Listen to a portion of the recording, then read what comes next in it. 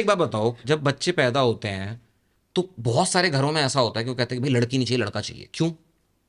क्यों? रीजन क्या है उसका? क्योंकि लड़कियों के साथ बहुत सारे रिस्ट्रिक्शंस आते हैं। दहेज भी आता है, वो भी एक वैल्यू पॉइंट। बाबा अरे दहेज नहीं देखता पैदा होते समय भाई। अरे यही तो था उस पुराने टाइम की बात कर रहा हूँ मैं अगर कल को बूढ़ा हो जाता हूँ, मेरी बेटी तो शादी करके चली जाएगी बट लड़का रहेगा मेरे पास। वारिस होता है ना लड़के इसीलिए का। हाँ, लोग पता है क्या बोलते हैं छोटे शहरों में, क्योंकि वो कहते हैं बायोलॉजिकली वैसा है लोग भाई। कहते हैं कि अगर लड़की हो गई लड़का नहीं हुआ तो वंश खत्म हो जाएगा। हाँ। Legit ये बोलते हैं। अरे पुराने जमाने के अंदर लोग अपनी बहन से शादी कराते थे भाई। गेम ऑफ थ्रोन्स जिन्होंने देखा है उनको पता होगा, इंग्लैंड के अंदर Blood line रखने के लिए। क्योंकि ब्लड प्योर रहे और लड़का वंशज रहे, और लड़का वंशज नहीं होता तो बकायदा 3-3 4-4 रानियां लेकर आते थे वो कि लड़का है। क्यों?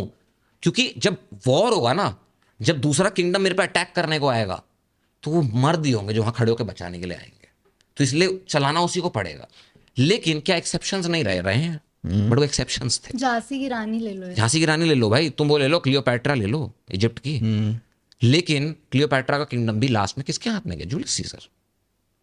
जूलियस सीजर का ही बेटा था। जूलियस सीजर के साथ ही क्लियोपैट्रा का अफेयर चला था। जो क्लियोपैट्रा का बेटा था वो जूलियस सीजर का बेटा था, सब जानते हैं। क्यों?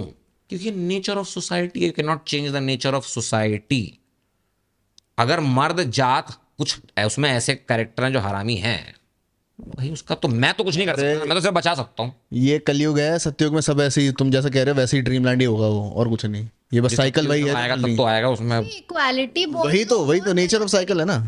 इक्वालिटी लोग बहुत गलत परसीव करते हैं। इक्वालिटी मतलब ये नहीं होता है कि मुझे इतना फिजिकली स्ट्रांग बनना है कि मैं एक सामने लड़का खड़ा हो उसको 4 पंच मारूं और वो गिर जाए। This is not when we as girls और women talk about equality, that simply means equal in terms of professional aspect. कि भाई अगर तुम कंपनी चला सकते हो, तुम एक पोस्ट पे बैठ सकते हो, तो मेरे पास भी तो इतना आईक्यू हो सकता है कि मैं भी एक कंपनी चला सकती हूँ, मैं भी तो बैठ सकती हूँ एक कंपनी की मालिकों के। इन टर्म्स में इक्वालिटी हम बोलते हैं। हम ये नहीं कहते कि हमें फिजिकली इतना स्ट्रांग होना है कि भाई जैसे आदमी हमें प्रोटेक्ट करता है वैसे हम 4 लात मार के आदमियों को प्रोटेक्ट करें, हमें नहीं चाहिए ये। तो अगर आपको ये क्लिप पसंद आई और आप कोई और क्लिप देखना चाहते हैं तो यहाँ क्लिक करें, और अगर आप पूरा शो देखना चाहते हैं तो यहाँ क्लिक करें।